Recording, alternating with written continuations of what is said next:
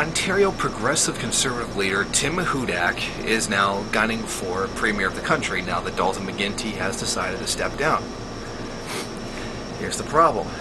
Funny, that word progressive being in the title, progressive conservative, which always seemed like an oxymoron to me because conservative means to conserve things the way they are.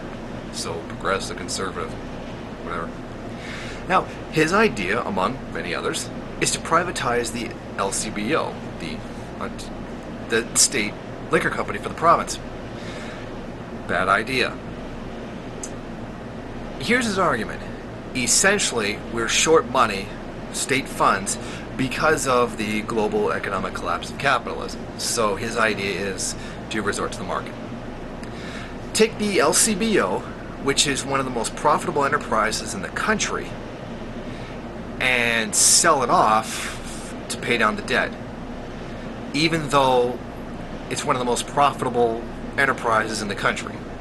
It just makes no sense. It's the bourgeois economic thought of immediate gains now and to hell with the future.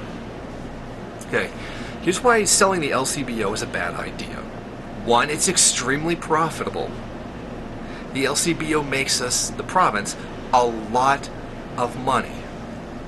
So let's get rid of that income for a lump sum that's less than we would make over time. I mean, it's a stupid idea. Financially, it's completely ineffective.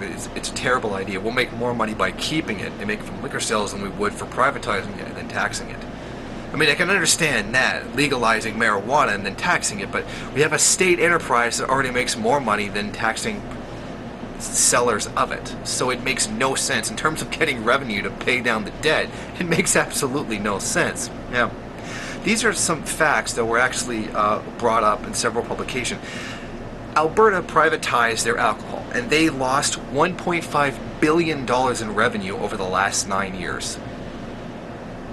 I mean, it's Alberta. It's an extremely right-wing place. But the point is, they lost that revenue. I mean, even if you're not in debt, it's dumb to just give up $1.5 billion a year. It's absolutely ridiculous. Now, Ontario would lose even more. In 9 years, Alberta lost $1.5 billion. The LCBO profited, like the dividends that paid out to the province. That's after covering expenses. That's what went to the province. In the last 10 years, it was $13 billion. We would lose $13 billion every 10 years if we privatize it.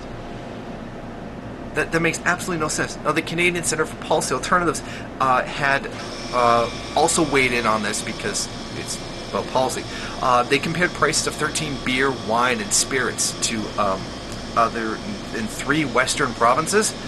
Guess which ones jacked up the price? The privatized ones.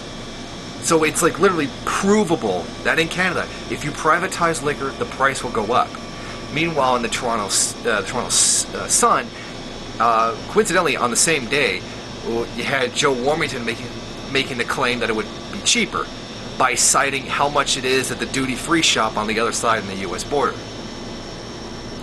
Of course it's cheaper. It's a duty-free shop. I mean, of course it's cheaper. It's in a completely different market. It doesn't even make any sense. But when we compare it to other Canadian places, other Canadian provinces, the price goes up when you privatize it, which is why he went to the point of pointing to another country, a completely different market, in order to make the claim that it would somehow be cheaper. I mean, Ontario, by the studies, Ontario gets better prices for liquor, and we get a better selection of alcohol. So it's massively to our benefit that we keep it.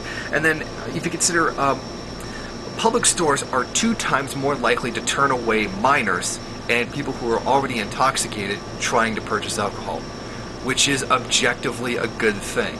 I mean, of course, a state store is going to be more responsible than a private producer who's trying to make a profit and is, well, not going to care and only care about the bottom line, which is profit, as opposed to a state enterprise, which is going to care more about doing the right thing and maintaining what is there, running it at cost, which even then, for at least the LCBO, it makes an astronomical amount of profit.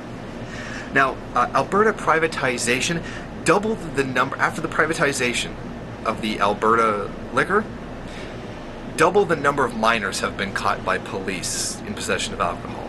So we can see privatizing it does absolutely nothing in that regard to keep alcohol out of the hands of minors. It's a complete blithering failure in that respect.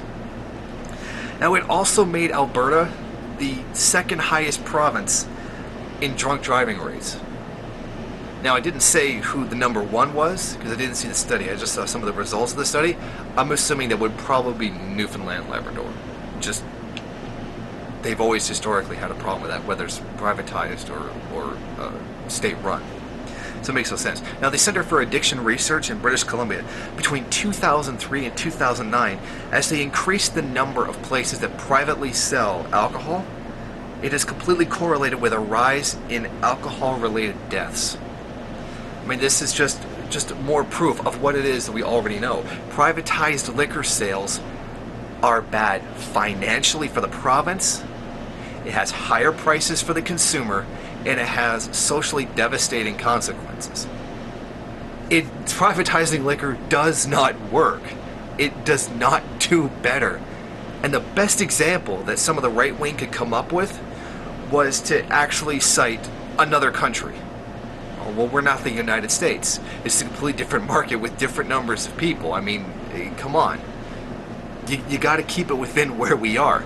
You can cite examples of other places, like this policy worked here and whatnot, but I mean, we're talking about a market, not like an actual social policy.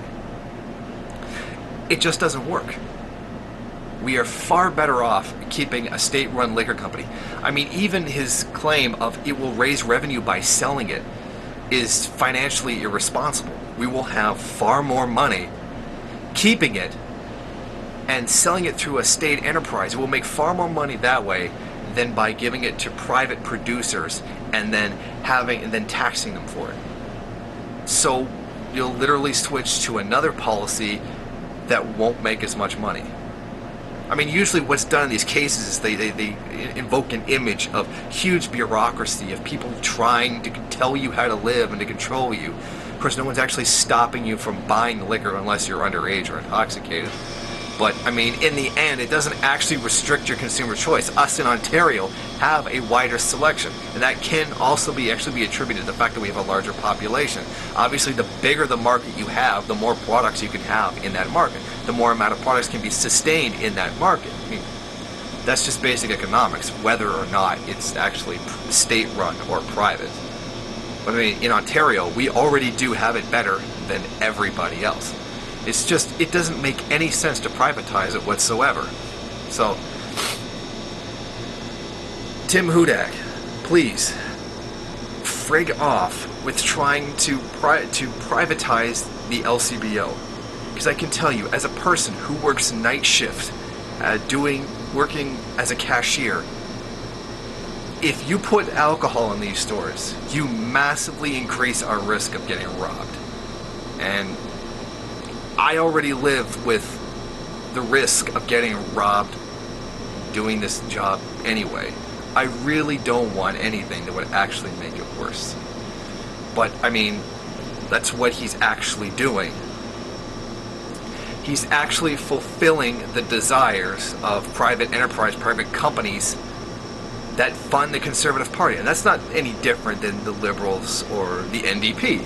They're also funded by private business, but it's obvious that big business prefers the Conservatives over everybody else. I mean, it's obvious.